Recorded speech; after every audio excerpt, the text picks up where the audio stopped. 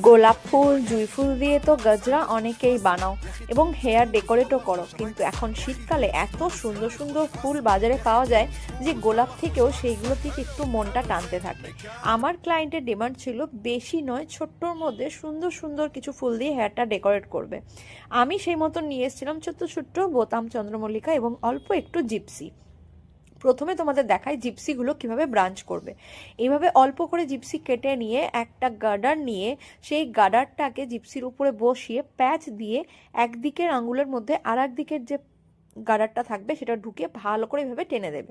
এইভাবে জিপসিগুলো করলে কি হয়, খুব টাইট হয় এবং খুব সহজে, যদি তোমরা মনে করো শুধু জিপসি দিয়ে হেয়ার ডেকোরেট করবে, তাহলে এই গার্ডারের মধ্যে ইউপিন সেট করে তোমরা জিপসিগুলো মাথায় সেট করতে পারবে। এইভাবে জিপসির ব্রাঞ্চগুলো করে নিয়েছিলাম আমি, দেখো অনেকগুলো। তারপরে আমি ছোট ছোট চন্দ্রমল্লিকাগুলো কেটে নিয়েছিলাম। এত মিষ্টি চন্দ্রমল্লিকার কালারটা যে আমার কাটতে খুব মায়া লাগে।